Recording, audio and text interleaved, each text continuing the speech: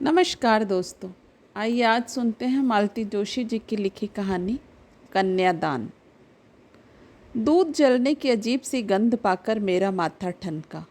Machine छोड़कर रसोई में झांका तो देखा दूध उफन उफन कर चूल्हे में जा रहा है और सुम्मी का कहीं पता नहीं। सुम्मी, मैंने चूल्हे से लकड़ी खींचते हुए आवाज़ दी। जब कोई जवाब नहीं मिला तो मैं अनायास ही बैठक की ओर मुड़ गई। सुम्मी खिड़की के पास खड़ी अपलक सड़क की ओर निहार रही थी। तू यहाँ खड़ी है और उधर दूध। दीदी को शायद फिर कोई देखने आए हैं, उसने मेरी बात अनसुनी करके कहा। अच्छा, अब तो मुझे भी कुतूहल हुआ। देखा दद्दू की आलीशान गाड़ी के साथ एक और खूबसूरत कार सड़क पर खड़ी है। योगेश कार के दरवाजे पर सबकी अगवानी कर रहा था और दद्दू सीढ़ियों पर हाथ जोड़े खड़े थे। जब सब लोग साथ वाले मकान में अदृश्य हो गए तो मैं वापस मशीन पर आकर बैठ गई। सुम्मी भी मेरे साथ चली आई, पर अब सिलाई में मन नहीं लग रहा था। लड़का कौन सा था री? वह नीले सूट वाला या हरे स्वेटर वाला? मैंने कहा। तुम भी गजब करती हो माँ। जीजी के लिए वह स्वेटर वाला कैसा लगेगा, जरा सोचो तो। सुम्मी ठीक ही कह रही थी। राजी के 5.5 फुट कद के सामने अच्छे अच्छे लड़के भी बौने लग उठते थे। कितनी ही जगह सिर्फ इसी कारण रिश्ता नहीं हो सका था।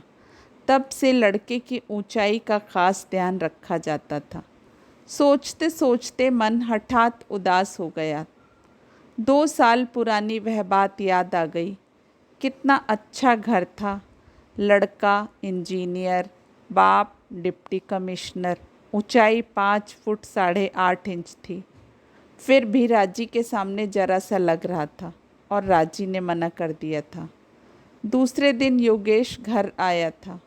पहले तो उसने राजी को खूब कोसा था, फिर बोला, चाची जी, इतना अच्छा लड़का हाथ से जाने देना नहीं चाहते पिताजी। उन्होंने कहा है कि सुम्मी के लिए बातचीत कर ली जाए। अभी 2 दिन और वे लोग शहर ही में हैं। देखने दिखाने का कहें तो इंतजाम हो भी सकता है। मेरे मुंह में तो जैसे पानी भर आया। बड़ी आशा से सुम्मी के पिताजी की ओर देखा, पर इन्होंने बड़ी विद्रूप मुस्कुराहट के साथ कहा था, योगेश, अपने पिताजी से कहना अपनी बेटी की जूठन यहाँ ना भेजें। सुम्मी का बाप जिंदा है। योगेश अपना सा मुँह लिए लौट गया था। हूँ, बड़ी शान से कह दिया था कि उसका बाप जिंदा है। बाप ऐसे ही तो होते हैं। 2 साल में कितने लड़के देखे हैं। दद्दू को देखो, सारा हिंदुस्तान छान मारा है। कहाँ कहाँ से लड़के ढूंढ लाते हैं, पर राजी की कुंडली में पता नहीं कैसे योग हैं। कहीं उसकी ऊंचाई आड़े आ जाती है तो कहीं डबल एमए की डिग्री। कभी जीजी को घर पसंद नहीं आया, कभी राजी को वर। और दद्दू या योगेश फिर घूमना शुरू कर देते हैं। जब भी वे लोग कोई लड़का नापसंद कर देते हैं तो मेरा मन उस बच्चे की तरह दुखी हो जाता है जो खुद खरीद कर मिठाई खा नहीं सकता, दूसरों की फेंकी हुई उठा नहीं सकता और तरस कर रह जाता है। इन सब बातों को सोच सोच कर आजकल मेरी आंखें अपने आप ही भर आती हैं और किसी काम पर बैठना कठिन हो जाता है। ये तो दिन भर बाहर रहते हैं। दिन भर इतनी बड़ी लड़की आंखों के सामने रहने पर मेरी छाती में कैसा क्या होता रहता है, इन्हें क्या पता। कहते हैं तुम नाहक फिक्र करती हो। आजकल तो 25 साल से पहले कोई लड़कियों की शादी की बात सोचता भी नहीं। ठीक है, लेकिन वे लड़कियां क्या दिन भर इस तरह घर में बैठी रहती हैं? लड़की को कॉलेज आप भेज नहीं सकते, खर्च नहीं पूरा पड़ता इसलिए। नौकरी नहीं करवाएंगे क्योंकि इससे आपकी बेइज्जती होती है। फिर वह बेचारी क्या करे दिन भर? माँ के साथ खाना बनवाए, सिलाई करवाए, या माँ दद्दू आ रहे हैं। कौन? मैंने अपनी विचार तंद्रा से जागते हुए सुम्मी से प्रश्न किया। दद्दू आ रहे हैं, पिछले रास्ते से छत पर होकर आ रहे हैं। मैं तो अवाक रह गई। दद्दू पता नहीं कितने सालों बाद इस घर में आए थे। 4-5 साल पहले मुनीश बहुत बीमार हो गया था, तब आए थे बड़े डॉक्टर को लेकर। बहू रसोई की चौखट पर खड़े होकर दद्दू ने आवाज़ दी। मैंने माथे तक पल्लू खींचकर उनके पांव छुए और एक ओर खड़ी हो गई। बहू, जरा सुमी को तैयार करके मेरे साथ भेज दो। राजी को देखने ढेर सारे मेहमान आ गए हैं। उसकी माँ बाहर मेहमानों के पास बैठी है। योगेश की बहू रसोई में अकेली है। सुमी साथ रहेगी तो थोड़ा सहारा हो जाएगा, उन्होंने कहा। मैंने सुमी की ओर देखा। उसकी आंखों में इनकार साफ झलक रहा था। मैंने आंखों से उसे आदेश दिया और पैर पटकती हुई वह तैयार होने चली गई। दद्दू को मैंने एक मोढ़ा खींच कर दिया और सुम्मी के पीछे पीछे चली आई, यह सोचकर कि ऐसा ना हो सिलबिल सी चली जाए और जीजी को उसका रिश्ता बताते हुए शर्म लगे। 4 औरतें बाहर की आई थी, क्या पता कोई घर देखने के बहाने रसोई तक भी आ जाए। सुम्मी तो जैसे भरी बैठी थी, मुझे देखते ही भड़क उठी। उनके सब नौकर चाकर मर गए क्या जो हमें याद किया गया है? हम नहीं जाएंगे। ऐसे नहीं कहते पगली, वे खुद चलकर बुलाने आए हैं। वैसी ही कोई ज़रूरत पड़ गई होगी, नहीं तो भला आज तक कभी ऐसा हुआ है? मैंने उसे समझाया। तब बड़े बेमन से उसने अपना संदूक खोला। मैं चुपचाप बाहर निकल आई। अपने मामा की दी हुई बैंगनी रंग की अंबिका सिल्क पहनकर जब वह बाहर आई तो गले में जैसे कुछ अटक सा गया। हाथ में, गले में, सारे शरीर पर कहीं सोने का एक तार भी नहीं था। फिर भी लड़की जैसे लक्ष्मी का रूप लेकर ही इस धरती पर आई थी। याद आया, यह छोटी थी तो दद्दू उसे राजलक्ष्मी की जोड़ी के लिए भाग्य लक्ष्मी कहते थे। राजी तो सचमुच राजलक्ष्मी है, पर मेरी यह अभागी बिटिया, वह नाम जैसे उसका उपहास ही बन गया था।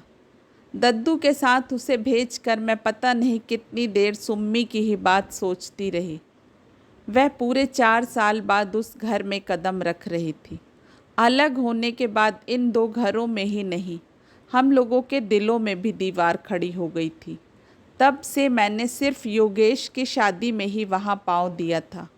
उस समय भी उपेक्षा, अपमान और तिरस्कार की ऐसी सौगात पाई थी कि दोबारा जाने की इच्छा ही नहीं हुई थी। फिर भी मैं होली, दिवाली, दशहरा और संक्रांति पर बच्चों को बड़ों के पैर छूने भेजती।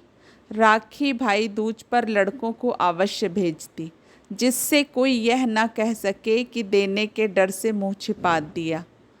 दिया हुआ सब दुगना करके योगेश, लोकेश सुम्मी के बहाने लौटा जाते। अजीब से संबंध हो गए थे, ना छोड़ते बनता था ना निभाते। जैसे जैसे बच्चे बड़े होते गए समझने लगे कि उस घर में वे लोग हिकारत से देखे जाते हैं। सबसे पहले सुम्मी ने वहाँ जाने से इनकार किया। दूसरे वर्ष मुनीस ने भी उसका अनुकरण किया। गिरीश और सतीश तो अभी छोटे थे, पर इस साल से हरीश भी विद्रोही दल में शामिल हो गया था। और कोई बुलाने आता तो सुम्मी तो आज भी न जाती। पर दद्दू की बात और थी, उनकी बात टाली नहीं जा सकती थी। उनके लिए सबके मन में एक ऊंचा आसन है। बंटवारे के बाद भी उस स्थिति में फ़र्क नहीं आया। ये मुंह से चाहे जो भी कहते रहें, दद्दू की बात टाल दें ऐसा साहस इनका भी नहीं था। और झगड़ा दद्दू से था ही कब? बैर तो देवर भाभी के बीच था। दद्दू उतने ही निरीह थे जितनी कि मैं, और इस रोज रोज की खटपट से उतने ही त्रस्त भी। जीजी यह देखकर चिढ़ती थी कि लाला जी दिन भर बैठकर ताश खेलते हैं या सिगरेट फूंकते हैं, खानदानी कारोबार में जरा भी हाथ नहीं बटाते।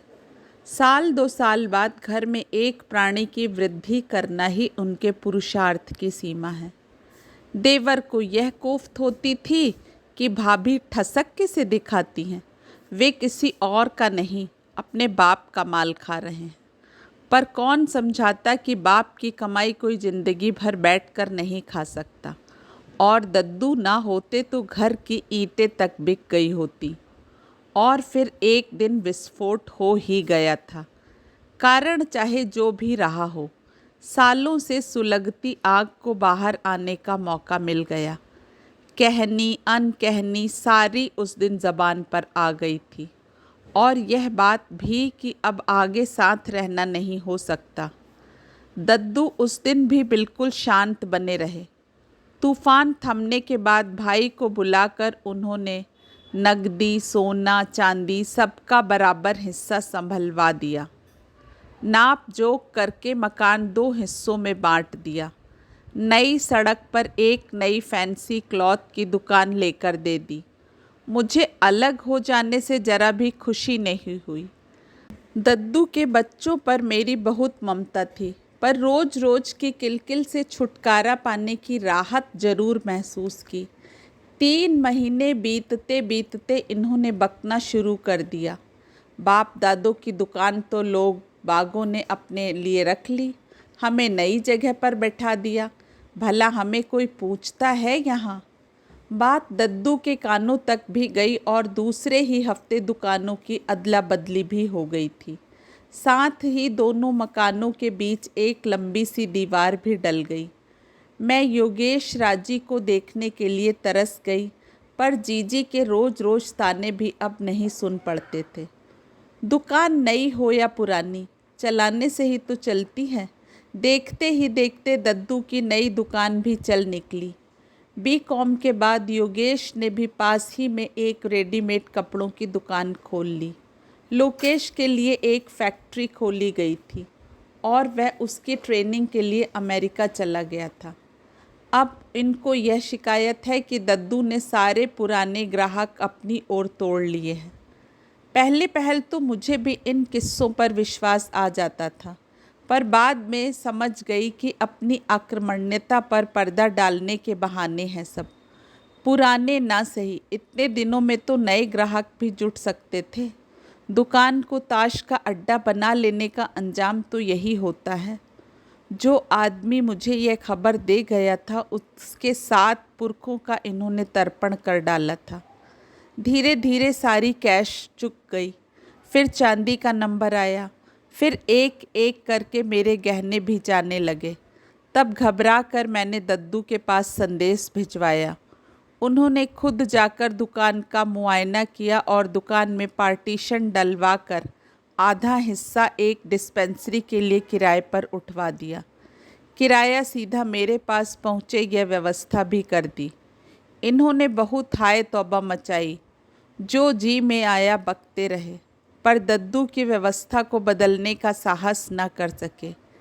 इससे भी पूरा ना पड़ा तो मैंने छत के 3 कमरे और रसोई अपने लिए रख कर नीचे का सारा हिस्सा किराए पर उठा दिया।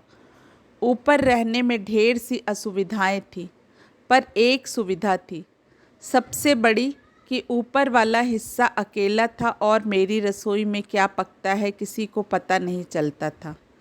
अपने घर में तो कोई भूखा प्यासा भी रह लेता है, लेकिन बेटी का ब्याह, उसके लिए तो हाथ पांव मारने पड़ते हैं। यह काम तो औरतों के करने का नहीं है।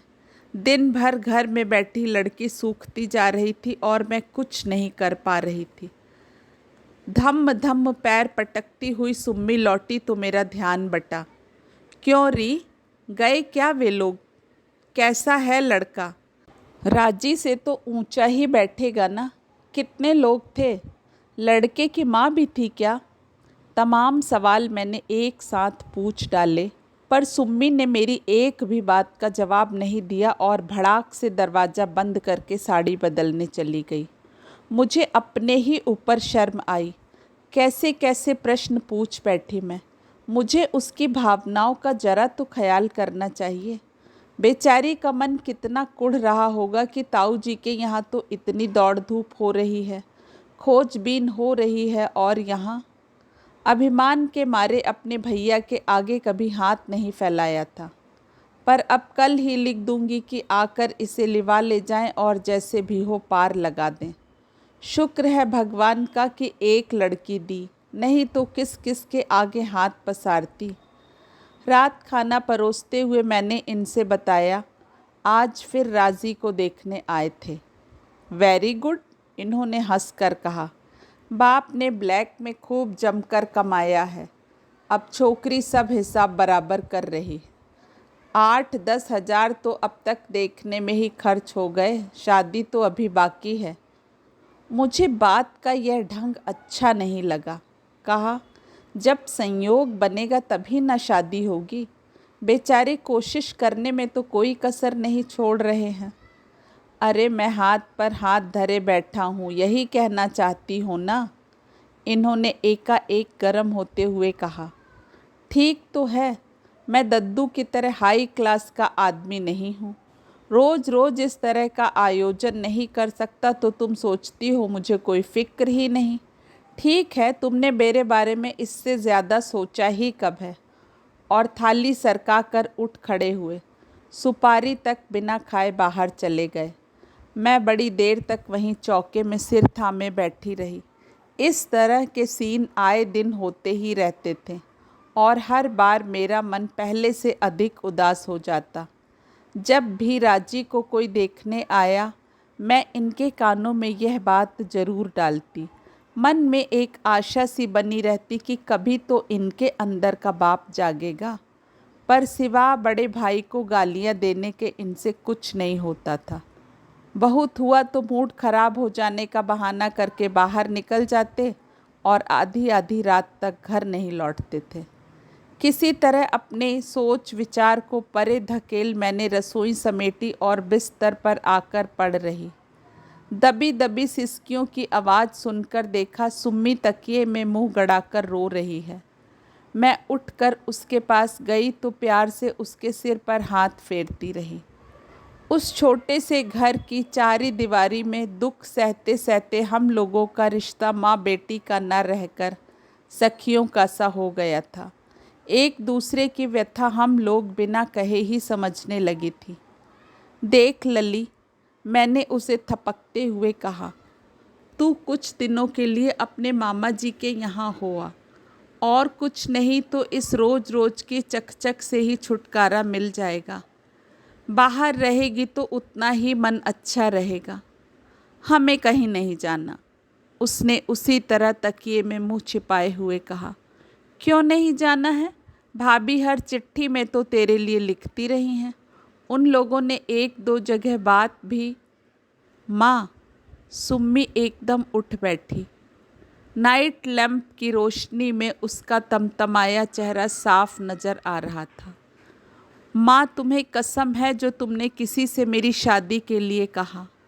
मैं कुंवारी रह जाऊंगी, तुम मेरे लिए चिंता मत करो। लेकिन ऐसा हुआ क्या है? क्या हुआ है? तुम्हारे लिए तो शायद कुछ नहीं हुआ है, उसने अजीब से लहजे में कहा। पर तुम्हें पता है, तुम्हारे इस पागलपन की वजह से आज तुम्हारा, मेरा, हम सब का कितना अपमान हुआ है। क्यों जिस तिस से मेरी शादी की चर्चा कहती रहती हो? क्यों कहा था तुमने दीदी से? क्यों कहा था? और देखते देखते उसका चेहरा फिर आंसुओं से भीग उठा। मैं तो एकदम जड़ होकर रह गई। मैं राजी से सुम्मी की शादी की चर्चा करूंगी? वह कौन सी पुरखिन हो गई है? लेकिन तभी वह प्रसंग याद आ गया जब राजी से पिछली मुलाकात हुई थी। नवरात्र में रोज़ मंदिर जाने का मेरा नियम था। वह शायद अपनी सहेलियों के साथ दर्शनों के लिए आई थी। मुझे देखा तो दौड़ी आई और इतने लोगों के बीच मेरे पांव छू लिए। संकोच और ममता से भरकर मैंने तो उसे अपनों से भींच ही लिया। आसपास घूरती हुई आंखों का भान हुआ, तब मैंने धीरे से उसे अपने से अलग किया। अपने दोनों हाथों से मेरे कंधे पकड़कर वह देर तक मुझे देखती रही।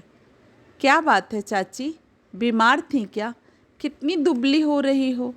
किसी को दिखाया भी था?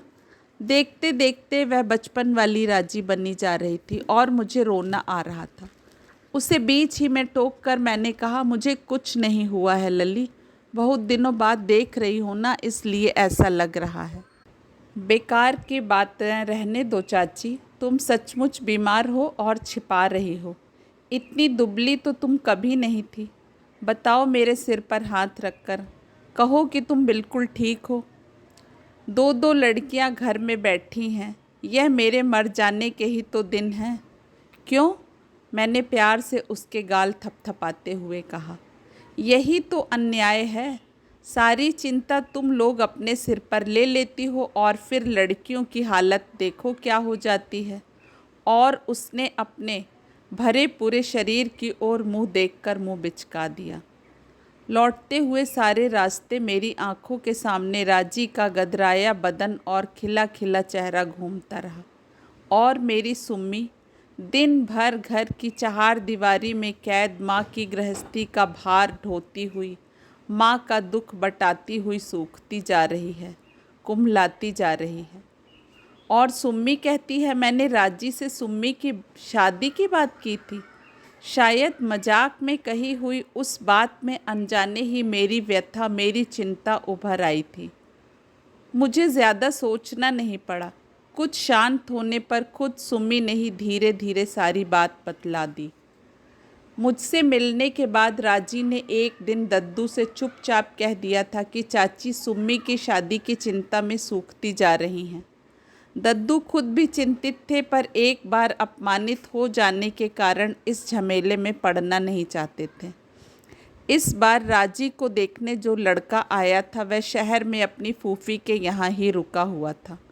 शाम को जो लोग बाग आए थे उनमें लड़के का फुफेरा भाई भी था, वही स्वेटर वाला। सब लोगों के साथ यह बात उठी कि यह लड़का सुम्मी के लिए ठीक रहेगा। योगेश पर मेहमानों का भार छोड़कर दद्दू चुपचाप पिछले रास्ते सुम्मी को बुलाने आए थे। वे जानते थे किसी और के बुलाने पर वह आएगी नहीं। सुम्मी को सीधे ड्राइंग रूम में ले गए। सबसे परिचय करवाने के बाद उसे राजी के पास बिठा दिया गया था। राजी ने फुसफुसा कर उसे बता दिया था कि वह स्वेटर वाले को अच्छी तरह से देख ले। यहाँ तक तो सब ठीक ही हुआ था। उन लोगों के जाने के बाद सुम्मी आने ही लगी थी कि राजी ने हाथ पकड़कर रोक लिया था। बरसों बाद मिली थी वे, और उन लोगों के सामने बातचीत जरा नहीं हो पाई थी। गपशप और नाश्ते में दोनों बहनें डूबी हुई थी कि सामने वाले कमरे से सास बहू की बातचीत सुनाई दी। लड़की तो लाकर दिखा दी, पर यह भी सोचा है कि कितनी ऊंची उड़ान है, जीजी कह रही थी। लेना देना तो अलग, उन लोगों के रुतबे के लायक इत्रपान भी हो सकेगा। वे दिन गए जब लोग खानदान भर देखकर लड़की ब्याह लेते थे। तो परवाह क्या है माता जी, योगेश की बहू ने कहा। जब ताऊ जी ने इतना धर दिखाया है तो शादी कर पाने का जिम्मा भी उनका ही रहा। दद्दू शायद आसपास ही कहीं थे। गरज कर बोले, बहू, शादी का खर्च चाहे सुम्मी के ताऊ जी उठाएं या उसके पिताजी, तुम्हारे पीहर से कुछ नहीं मांगेंगे, इत्मीनान रखो। इसके आगे सुम्मी नहीं सुन सकी थी और राजी का हाथ छुड़ाकर भाग आई थी। सारी बात सुनकर समझ में नहीं आया कि मुझे खुश होना चाहिए या उदास। दद्दू के लिए ज़रूर श्रद्धा उमड़ आई। अपनी लाडली नाजों पली बहू को आज उन्होंने मेरी सुम्मी के लिए कठोर शब्द कहे थे, यह जानकर खुशी तो हुई पर डर भी लगा। उस घर का वातावरण इस घटना के बाद कैसा होगा इसकी कल्पना की जा सकती थी। गनीमत थी कि नीचे वाली बाई उन दिनों छुट्टी पर थी, नहीं तो घर में तूफान उठे बिना नहीं रहता।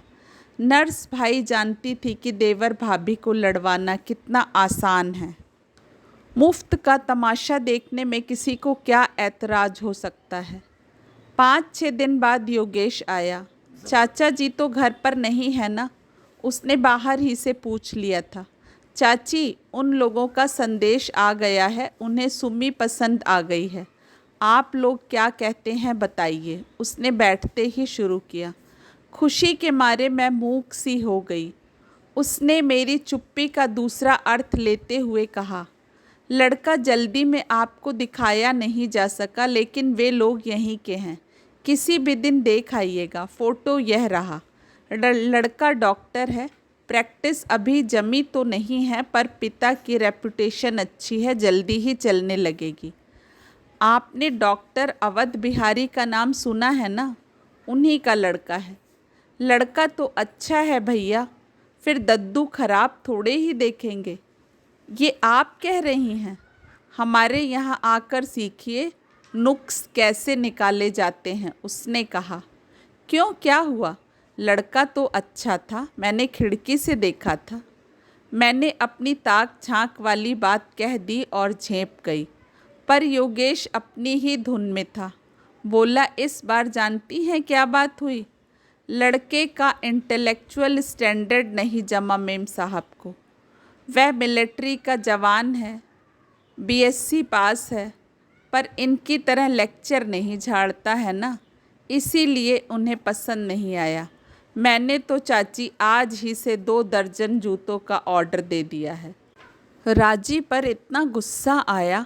पिता और भाई 5 साल से परेशान हो रहे हैं, पर इनके मिजाज ही नहीं मिलते। मेरी सुम्मी किसी दशा होती तो पता चलता। रात मैंने किस उत्साह से इन्हें यह खबर सुनाई। इस बार जूठन वाला मामला नहीं था। लड़का सुम्मी के लिए ही देखा गया था, फिर भी इन्हें बिगड़ना था सो बिगड़े भी। वाह, बड़ी जल्दी याद आया कि लड़की के बाप भी हैं। उनसे कहो इतना किया है तो कन्यादान भी कर दे। हो, लड़की उन्हें पसंद आने से ही हो जाएगा, हमें भी तो लड़का पसंद हो। लड़का अच्छा है, मैंने देखा है, शहर ही में तो है, आप जाकर देख आइए। पर घर आया इतना अच्छा रिश्ता मैं जाने नहीं दूंगी, मैंने अनुनय के स्वर में कहा। जाकर देख आने से ही सब कुछ हो जाएगा। और उन लोगों ने मुंह फाड़ कर कुछ मांगा तो क्या करूं? घर लौट आऊं या नदी में डुबकी लगा आऊं? उस दिन पहली बार मन में उनके लिए तिरस्कार जागा। जब भी कोई समस्या सामने आई कि मरने जीने की बातें करने लगेंगे, लेकिन हर बार की तरह यह समस्या तो समाप्त होने वाली नहीं थी। यह तो लड़की की तरह दिनों दिन बढ़ती ही जाती। उस दिन मैंने खूब जली कटी सुनाई, न बच्चों का ख्याल किया न पड़ोसियों का। पर इतने दिनों से संचित सारा रोष उड़ेल देने के बाद भी मन हल्का नहीं हुआ, उल्टे और भारी ही हो गया। यह घर बेच दीजिए। एक बार वह घर से चली जाए तो मैं बच्चों को लेकर सड़क पर भी रह लूँगी, मैंने आखिर में कहा। पर कहते याद आया, यह घर भी कहाँ अपना था, आधे से ज़्यादा तो रहन पड़ा है। थक हार कर मैं जाकर अपने बिस्तर पर लेट रही। क्या पाप किया था मैंने जो जिंदगी भर इस आक्रमण्य आदमी के पल्ले बंध गई थी। गरीबी से मुझे डर नहीं लगता, अपने पति के साथ हो तो झोपड़ी भी अच्छी लगती है, नमक रोटी में भी स्वाद मिलता है। फिर 10वीं तक पढ़ी हुई थी मैं। इनकी रईस ख्याली आड़े नहीं आती तो गृहस्थी का बोझ उठाने के लिए नौकरी भी कर सकती थी। दुख का बोझ अगर बांट लिया जाए तो इतना भारी भी नहीं लगता। पर इन्होंने ज़िंदगी भर क्या किया? सिर्फ दूसरों को कोसा ही है। कभी दद्दू को कि उन्होंने ठग लिया मुझे इसलिए कि मेरे आते ही लक्ष्मी उनसे रूठ गई थी। कभी बच्चों को कि वे अपने साथ भूख और बीमारी के अलावा कुछ नहीं लाए।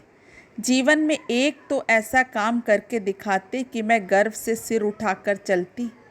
एक दिन सुबह ही सुबह मुनीश ने खबर दी कि दद्दू आ रहे हैं। हम लोग रसोई में चाय पी रहे थे। बाहर वाले कमरे में बिस्तर फैले हुए थे।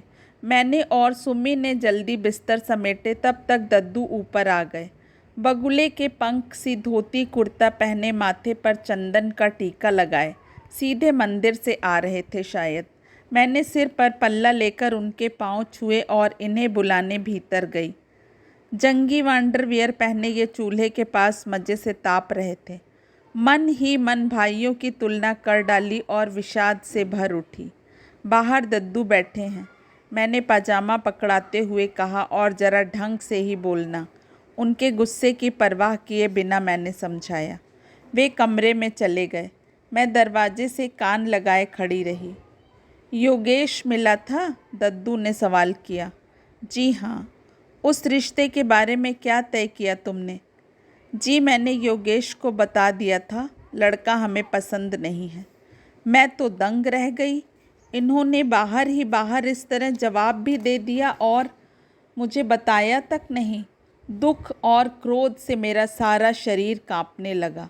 उधर दद्दू ने प्रश्नों की झड़ी लगा रखी थी। किसे पसंद नहीं है? तुम्हें?